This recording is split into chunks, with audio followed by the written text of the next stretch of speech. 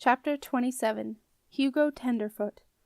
As Septimus walked along Wizard Way, his feet did not tread on the pale limestone that he had been used to in his own time, but on snow-covered earth. The silver torch-posts that Septimus had so often watched being lit from his bedroom window at the top of the Wizard Tower were still in the process of being erected in honor of the Queen's Silver Jubilee. The low yellow stone buildings on either side of the broad avenue, although already old, had a less weathered appearance, and showed fine details that Septimus had never seen before. As he passed the manuscriptorium at No. 13 Wizard Way, Septimus glanced at the window, which looked odd to him, for it was almost empty and very clean, and a wave of longing to see Beetle swept over him. What would Beetle say now? Septimus wondered. Beetle usually had something to say about everything, but he thought even Beetle would be lost for words. Septimus shook away the memories of the fun he and Beetle had had and turned his thoughts to his destination. A network of tunnels, which Septimus knew from his own time as the ice tunnels, linked all the old buildings of the castle. In this time the tunnels were still free of ice and were used by the alchemists and wizards to move around the castle on their business, unseen and unremarked upon. Septimus traveled through one every day to get from Marcellus's house to his workplace at the great chamber. Recently he had been sent to the palace to deliver some solid gold bowls as a gift to the Queen, an apology for something that Marcellus had done wrong. It was this trip that had given Septimus the beginnings of his plan, and it was to the palace tunnels that he was heading now, except this time he was going above ground, for he had no wish to bump into any nosy alchemy scribes or Marcellus himself. The last winter fair was in full swing at the end of the way, just in front of the palace gate. Great streams of smoke rose from dozens of braziers cooking chestnuts, corn on the cob, thick winter soup, sausages and potatoes. Septimus pushed his way through the strange-smelling crowds, refusing offers of "best Crunchie's pig's ear" apprentice, or "tasty hoof pie, who will buy my tasty hoof pie?" Trying to ignore the strains of the hurdy-gurdy, playing what he supposed was festive music, Septimus wrenched himself free from a particularly insistent fortune-teller, who offered to "reveal thy true destiny for 1 groat, young master, for who knoweth what life doth have in store for us?" Who knoweth indeed, thought Septimus grimly, as he shrugged away the clutching hand. Septimus sidestepped a pair of identical twin stilt-walkers, ducked under a tight-rope, and narrowly avoided being hit by a large piece of wood from an over-enthusiastic participant in a whack-the-rat stall. One final squeeze past 2 fat ladies throwing crayfish and rice into a large vat of boiling water, and Septimus was out of the crowds. Quickly he turned off down the Twitten, an alleyway that led to Snake Slipway. Soon he was ringing the doorbell of the house that he still thought of as Weasel Van Clamp's. As Septimus waited to be let in, he remembered all the times that Marcia had sent him to the very same place to pick up the various pieces for her shadow safe. If he closed his eyes he could easily imagine himself there, with the ruckus insults of the boys on the pier echoing in his ears. Septimus never thought that he would long to hear the sound of "Hey, caterpillar boy!" A small boy wearing the neat uniform of a house servant opened the door.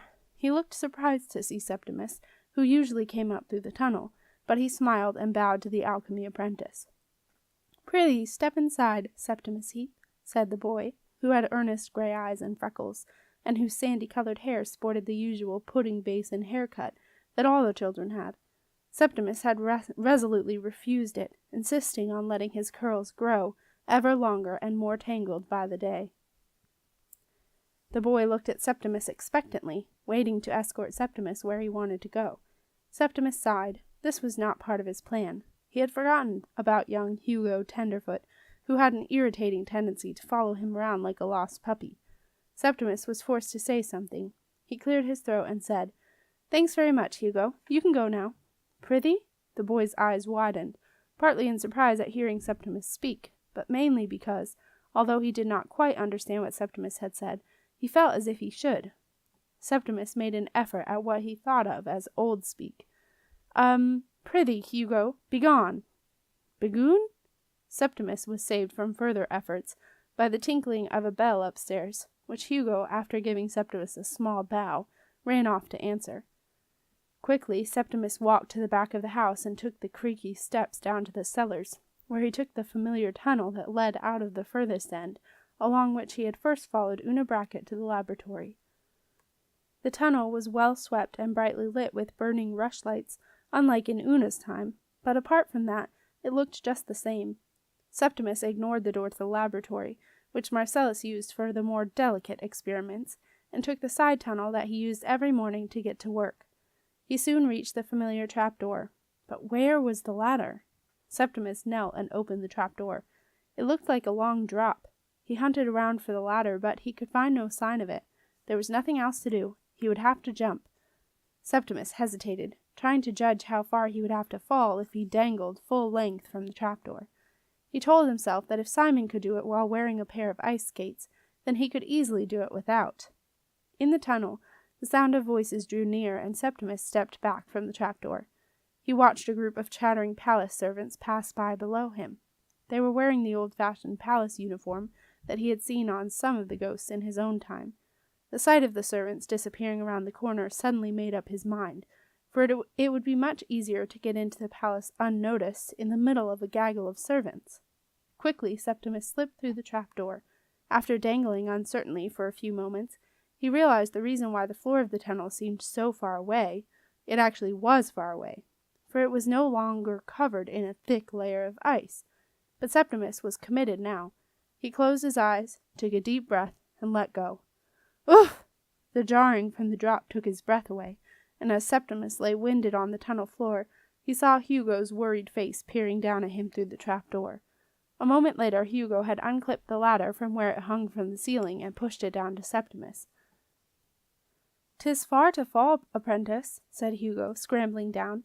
"I beg 1,000 pardons for leaving the trap unsecured. Prithee, give me your hand." Hugo hauled Septimus to his feet.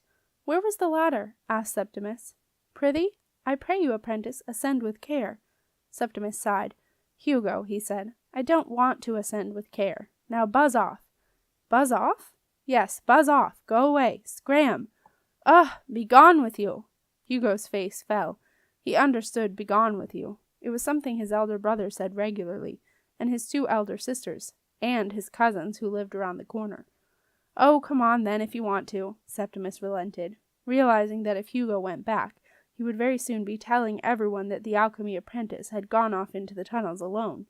Septimus had a feeling that Marcellus might get suspicious. Hugo looked at Septimus quizzically.